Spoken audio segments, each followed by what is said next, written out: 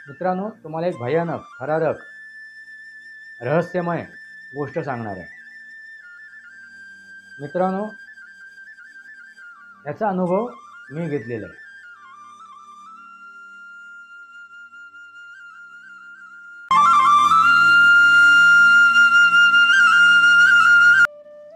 नमस्कार मित्रांनो, सनातनी वास्तव या माझ्या शृंखलेमध्ये पुन्हा एकदा आपलं स्वागत. मी आपला मित्र राजेश वासंती साबाजी जोशी. मित्रांनो, तुम्हाला एक भयानक, थरारक, रहस्यमय गोष्ट सांगणार आहे. मित्रांनो, याचा अनुभव मी घेतलेला आहे. ही गोष्ट अगदी शांतपणे ऐकून घ्या, लक्षात घ्या. काय मित्रांनो, तुम्हाला एक शक्ती, आपण म्हणतो ना, एक नकारात्मक शक्ती, याच्याबद्दल एक तुम्हाला माहिती असेल. आपण त्याला भूतकेता म्हणतो. तर ही भूतकेता अस्तित्वात आहेत का? या शक्त्या अस्तित्वात आहेत का? तर मित्रांनो, ह्या गोष्टी आहेत अस्तित्वात. ही भूतकेता आहेत. भूतक म्हणजे काय? भूतकाळामध्ये होऊन गेलेले जे म्हणजे प्रेतात्मे. एखाद्याचा जीव गेला, प्राण गेला, त्याच्यानंतर त्याचं शरीर नष्ट होते. त्याचं शरीर नष्ट होते, पण त्यांचा आत्मा हा अबाधित राहतो. तो आत्मा अभयतेने राहतो. आणि मग का ज्या योनिया आहेत, 84 लाख योनिया आहेत, त्या योनीमधून तो प्रवास करत जातो. मग कुठल्या वेळेला तो कुठल्या योनीमध्ये जन्माला येईल सांगता येत नाही. मग तो कीटकापासून अगदी त्या बॅक्टेरियापासून प्रत्येक योनीमधून तो प्रवास करत जातो. म्हणजे सनातन आहे, हे वास्तव आहे, हे विज्ञान आहे मित्रांनो. म्हणजे त्याच्या कर्मानुसार त्याला ते जन्म मिळत असतो. पण त्या दरम्यान म्हणजे मृत पावला आणि त्या योनीमध्ये जन्म घेण्यापर्यंत हा जो एक काळ आहे, ह्या काळाच्या दरम्यान जो प्रवास असतो, तो प्रवास म्हणजे काय? तर प्रेत योनी. ती प्रेत योनी म्हणजे मृत्यू ते जन्म. मृत्यू एका योनीतून, म्हणजे आता तो मनुष्य आहे, त्या मनुष्य योनीतून तो मृत पावला, त्याच्यानंतर तो दुसऱ्या कुठल्या तरी योनीमध्ये जन्माला येणार आहे. तो जो काळ आहे, त्या काळामध्ये तो प्रवास जो करतो, ती स्थिती आहे प्रेत योनी. आणि ह्या प्रेत योनीला आपण भूत म्हणतो. भूत म्हणजे भूतकाळात होऊन गेलेली गोष्ट.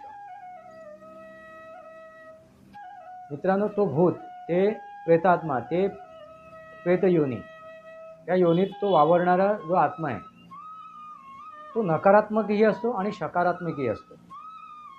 मित्रांनो, नकारात्मक का असतो? तर ज्या वेळेला त्याचा अंत होतो, त्या वेळेला त्याची मानसिकता असते, जी स्थिती असते, त्या स्थितीमध्ये, ज्या स्थितीमध्ये त्याचा हे होतं, त्याचं मरण होतं, तो मृत पावतो. त्यानंतर त्या स्थितीमध्ये मृत पावल्यानंतर जी स्थिती असते, त्या स्थितीमध्येच तो वावरायला लागतो.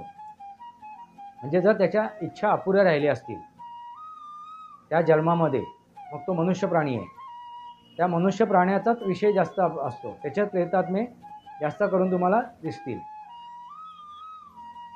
तर ते जे प्रेतात्मे आहेत, जे प्रेतात्मे मनुष्य प्राणी, ज्यावेळी तो त्याचा जीव जात असतो, त्यावेळेला त्याची जी इच्छा असतात, आकांक्षा असतात, त्या आकांक्षा घेऊन तो जर मरत असेल, तर त्याचा तो आत्मा तडफडत राहतो.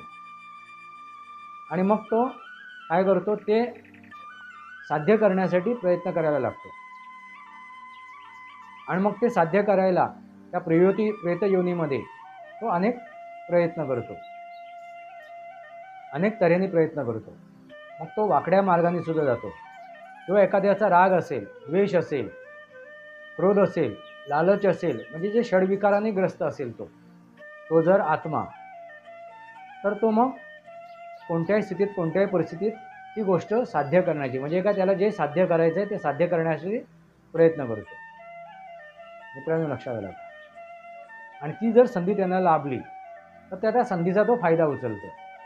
म्हणून आपण म्हणतो, अमुक एका ठिकाणी अमुक एकाला झपाटलं, ती संधी त्याला मिळाली, ती वेळ साधली त्याने, ती परिस्थिती साधली त्याने, आणि त्या परिस्थितीमध्ये, त्या संधीमध्ये त्याने ते शरीरावरती कब्जा मिळवला. आणि हे प्रत्येक वेळी घडते का? क्षणोक्षणी घडते का? नाही मित्रांनो, काही अंशी घडते. तुम्ही म्हणाल जेवढे आता मृत पावलेले आहेत त्यांचे आत्मे भटकत आहेत आणि त्या आत्म्यांची इच्छा आहे, ते इच्छा आकांक्षा आहेत आणि ती पूर्ण करण्यासाठी ते धडपडत आहेत, तर ते प्रत्येकाला साध्य होत नाही. ते प्रत्येक आत्म्याला साध्य होत नाही.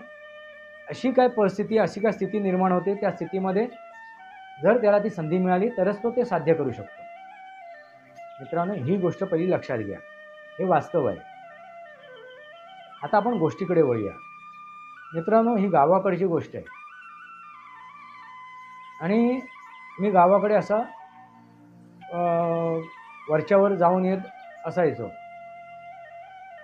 आता कामानिमित्त इकडे तिकडे जाणं होतेच किंवा कुठल्या नातेवाईकाकडे जा, कुठल्या मित्राकडे जा, असा हा विषय होतोच.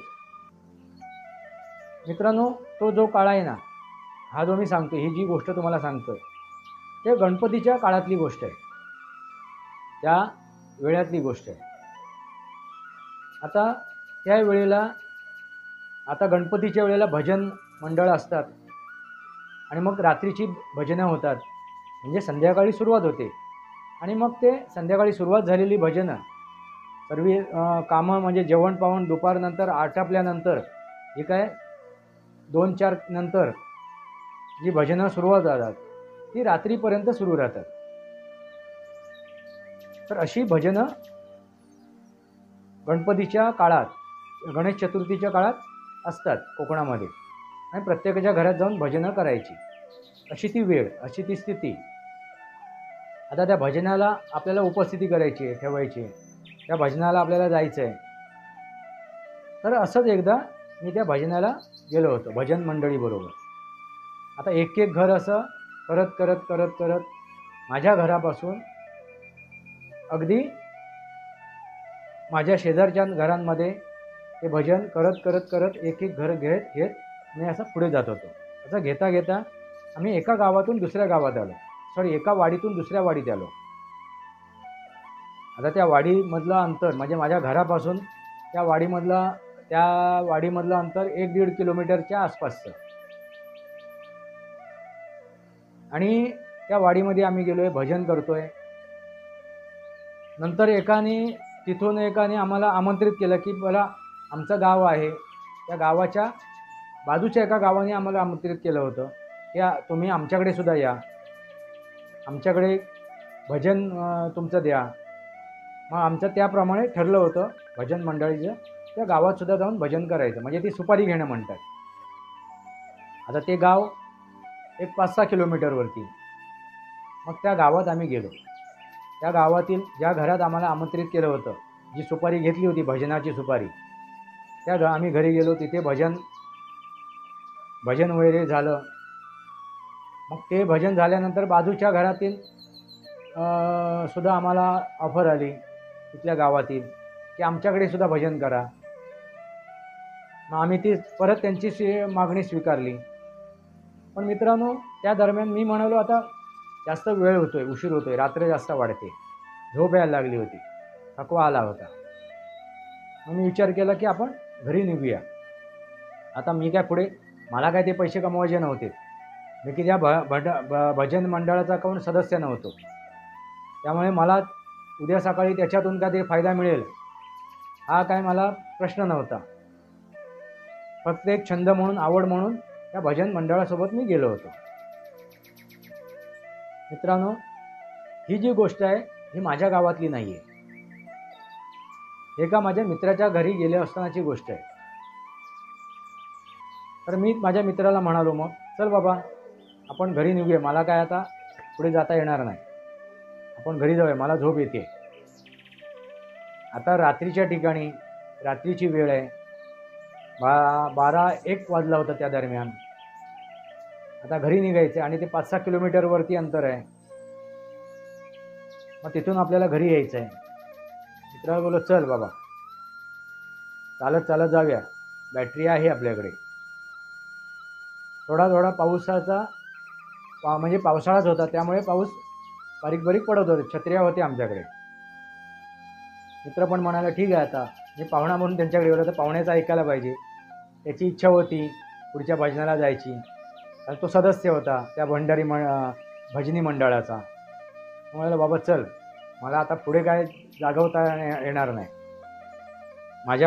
माझे वडील भजनकार होते म्हणून ती आवड आहे. पण आता एवढी आवड मला झेपवणार नाही. आपण निघूया. आणि मग आम्ही निघालो. वाटेने चालत चालत निघालो. मग त्या गावातून त्या मित्राच्या गावी यायचं आहे, त्याच्या घरी पोचायचं आहे. मित्रांनो लक्षात घ्या, त्या गावी यायचं आहे, त्या मित्राच्या घरी पोचायचं आहे. आणि निघालो आम्ही वाटेतून. चालतोय. तर एका ठिकाणी आल्यानंतर आम्ही जरा थबकलो. पण आम्हाला काहीतरी अशी चाहूल झाली, काहीतरी आहे इथे, काहीतरी गडबड आहे. आणि मी थबकलो, थोडंसं बावरलो. काय झालं? तो विचारला, अरे काहीतरी मित्र म्हणाला. आता मी नाव नाही सांगणार, त्याचं नाव उल्लेख नाही करणार मित्रांनो. तो कोणाला काहीतरी आहे इथे, कोणतरी मला दिसलं, कोणाला तरी मी बघितलं.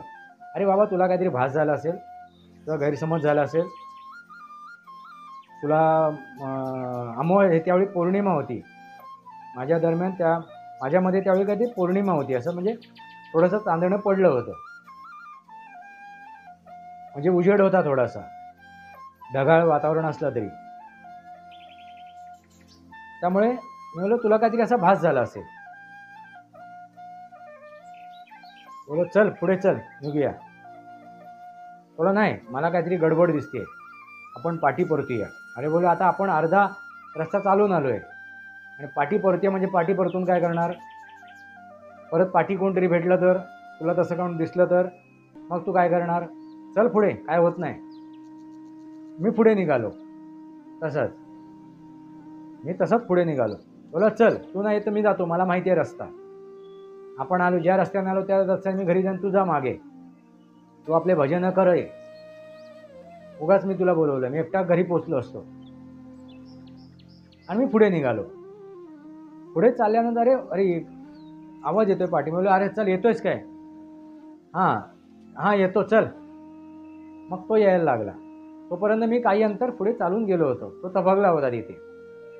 पण त्यांनी थोड्या वेळाने क्रॉस केला आणि जरा झटका बसल्यासारखा झाला, म्हणजे तो एकदम हे झाला, बावचळला. अरे काहीतरी झालं रे, कोणीतरी धक्का दिला मला, असा तो म्हणाला. मित्रांनो, कोणीतरी धक्का दिला, काहीतरी माझ्यावरती आपटलं, काहीतरी झालं, असं गडबड झाली. अरे बाबा, तू चल, तुझ्या मनात आता भीती निर्माण झाली आहे, त्यामुळे तू हे झालायस, चल पुढे ये, चल. मी थांबलो तिथे मग आणि पाठी वळून बघितलं. अरे चल ये, मी थांबलोय. हळूहळू तो पुढे आला मग. आणि मग आम्ही दोघं चालत चालत पुढे निघालो. मित्रांनो लक्षात घ्या, हळूहळू पुढे चालतोय. त्याच्या आवाजामध्ये फरक पडला, बोलण्यामध्ये फरक पडला. अरे काय झालं काय तुला, असं काय बडबडतोस, काय बोलतोयस? मी पण थोडासा संभ्रमित झालो. मित्रांनो, याच्या पुढची गोष्ट मी तुम्हाला पुढच्या भागात सांगेन. पण महत्त्वाचा गोष्ट काय मित्रांनो माहिती आहे का? हा व्हिडिओ तुम्ही नक्की बघायला येणार, कारण तुम्हाला मनोरंजन करायचं आहे. तुम्हाला असा थररक भयानक अशाच गोष्टी ऐकायच्या, तुम्हाला फक्त मनोरंजन करायचं आहे. हे दुर्दैव आहे मित्रांनो, ज्ञानार्जन नाही करायचं आहे. मी जे काय हे सनातनी वास्तव तुमच्यासमोर ठेवतोय, सत्य ठेवतोय, ते तुम्हाला समजून नाही घ्यायचं आहे. या अगोदर जे काय मी व्हिडिओ बनवले आहेत, एक व्ह्यू मिळाले, म्हणजे बघा किती हास्यास्पद गोष्ट आहे, दुःखद गोष्ट आहे. आणि मी ते एका ब्राह्मण मुलीवरती एक व्हिडिओ बनवला आहे, त्याच्यामध्ये वास्तव तुमच्यासमोर ठेवले, ती गोष्ट तुमच्यासमोर ठेवली आहे. आपल्या सनातनचा ऱ्हास कसा होतोय, कशामुळे होतोय, आपल्या अज्ञानामुळे होतोय. आणि हे अज्ञान आपल्याला दूर करणं गरजेचं आहे. त्यासाठी ह्या सनातनी वास्तव हे चॅनल मी सुरू केलेलं आहे. आपल्या सनातनीयांचा, आपल्या हिंदूंचा नुकसान होऊ नये, आपल्या पुढच्या पिढीचं किंवा ह्या पिढीचं नुकसान होऊ नये, वर्तमान पिढीचं आणि पुढच्या पिढीचं, भावी पिढीचं, त्यांच्यापर्यंत माहिती पोचावी म्हणून ते व्हिडिओ बनवले. ते 2 भाग बनवले, पण एक व्ह्यू आहे. किती दुःखद आहे मित्रांनो, लक्षात घ्या. ती गोष्ट वास्तवातली आहे. कसं काय त्या ब्राह्मण समाजातील मुलीचं नुकसान झालेलं आहे. का झालं आहे त्याच्यामागे तिला सनातन माहिती नाही आहे. ब्राह्मण समाजामध्ये जन्माला येऊन जन्मजात हा ब्राह्मण नसतो, कर्माने ब्राह्मण असतो, कर्माने क्षत्रिय असतो, कर्माने वैश्य असतो, कर्माने तो शूद्र असतो. पण आपल्या तथाकथित म्हणण्याप्रमाणे जन्मजात ती ब्राह्मण होती, म्हणजे तथाकथित जन्मजात ती ब्राह्मण होती. असं असताना सुद्धा तिला माहिती नव्हती आणि त्यामुळे झालेलं तुझं नुकसान. त्यावरती मी ते बनवलेले व्हिडिओ आहेत. ती गोष्ट आहे, किती जणींनी बघितली. हे दुःख आहे मित्रांनो. ती गोष्ट बघा, ऐका, म्हणजे तुमच्या लक्षात येईल आपण सनातनची माती कशी केलेली आहे. सनातन हे अगदी प्रत्येक व्यक्तीपर्यंत पोहोचणं गरजेचं आहे. आणि ते कधी पोहोचू शकतो?